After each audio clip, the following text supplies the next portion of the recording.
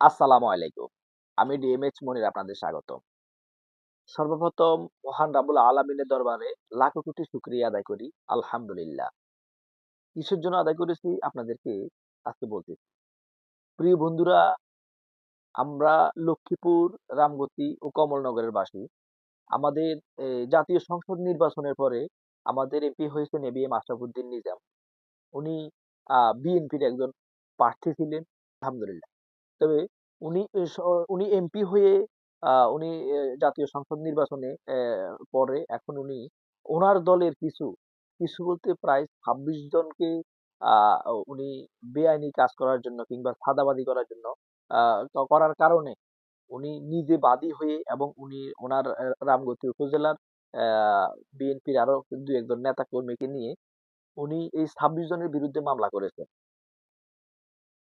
আপনারা কি এই জিনিসটা চিন্তা করতে পেরেছেন যে এই সমস্ত মহৎ কাজ কার দিয়ে হয়?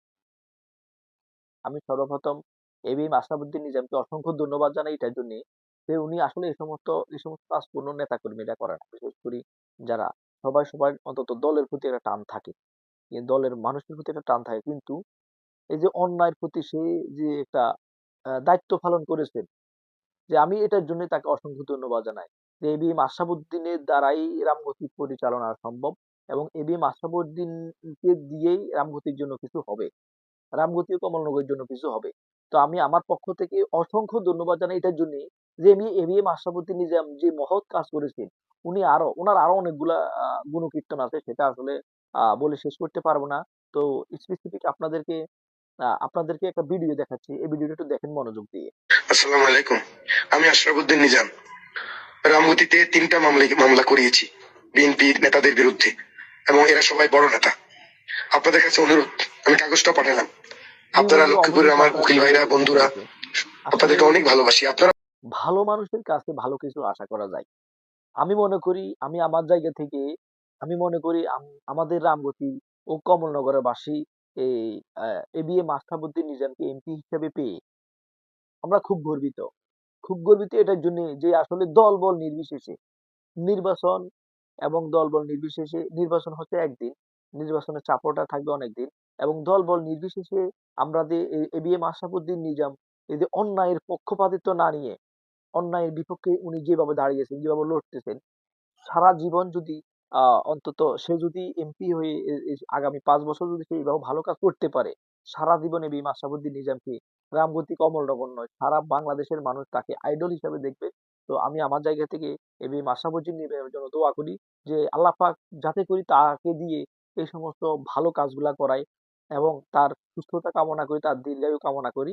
এবং আমি আমার জায়গা থেকে এবিএম আশরাফুদ্দিন নিজামের জন্য দোয়া করি যাতে করে এই সমস্ত পুঙ্খানুপুঙ্খানু এবং ভালো কাজগুলা দলবল নির্বিশেষে কোনো দলের পক্ষপাতিত্ব না নিয়ে কোনো দলকে ক্রিটিসিজম মূলক কিছু না করে দলবল নির্বিশেষে যাতে করে এবিএম আশরাফুদ্দিন নিজাম এই সমস্ত ভালো কাজগুলো করতে পারে।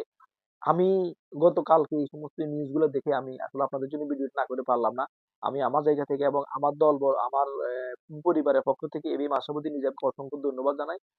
এবং অ্যা অসংখ্য ধন্যবাদ জানাই এটার জন্য যে এবং তার দলের যে নেতাকর্মীদেরকে নিয়ে বাদী করে এবং তারা নিজেরা বাদী হয়ে এই অপরাধীদের বিপক্ষে যারা এই যে মামলাগুলা করেছেন এবং উনি বলেছেন যে কোনো দলীয় কোনো নেতা যাতে দলীয় কোনো লয়ার যাতে করে এদের এদের পক্ষপাতিত্ব যেন না লড়ে। সরাসরি ডিগলা দিয়েছে। আমি চাই সারা বাংলাদেশের যত এমপি মন্ত্রী হয়েছে, বিশেষ করে যত এমপি হয়েছে, যত প্রতিনিধি হয়েছে সবাই যাতে করে এই সমস্ত ভালো কাজগুলা করতে পারে। প্রিয় বন্ধুরা, আমরা আমাদের জায়গা থেকে আসলে দোয়া করি। কারণ যেই দলে আসুক, চাই বিএনপি, চাই জামাত, চাই হাত পাখা, চাই যেই দলে আসুক না কেন, দলবল নির্বিশেষে আমরা সবাই দিন শেষে মানুষ। এবং দিন শেষে সবাই পাড়া প্রতিবেশী, আত্মীয়-স্বজন সবাই আমরা একসাথে বসবাস করি, একসাথে থাকি, একসাথে ইয়ে করি। কিন্তু আমাদের এই পক্ষপাতিত্বের কারণে আমাদের কিছু খারাপ মাইন্ডের মানুষ আছে। তারা অনেক সময় আ হয় না, অনেক সময় অনেকের উপর আক্রমণ করে।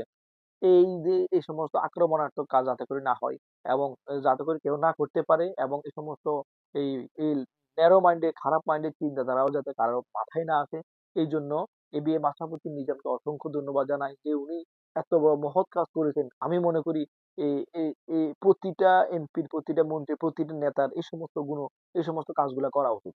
তো প্রিয় বন্ধুরা, সবাইকে অসংখ্য ধন্যবাদ জানাই। আপনারা অবশ্যই আমাদের সাথে থাকবেন এবং আমাদের ভিডিওটা যদি ভালো লাগে অবশ্যই লাইক, কমেন্ট, শেয়ার দিতে ভুলবেন না এবং আপনাদের নিয়ারেস্ট পাড়া প্রতিবেশী, আত্মীয়স্বজন, আপনাদের শুভাকাঙ্ক্ষী যারা আছে তাদের কাছে অবশ্যই ভিডিওটা পৌঁছে দিবেন বেশি বেশি শেয়ার করে। তো সবাইকে অসংখ্য ধন্যবাদ জানাই। সবাই ভালো থাকবেন। আসসালামু আলাইকুম।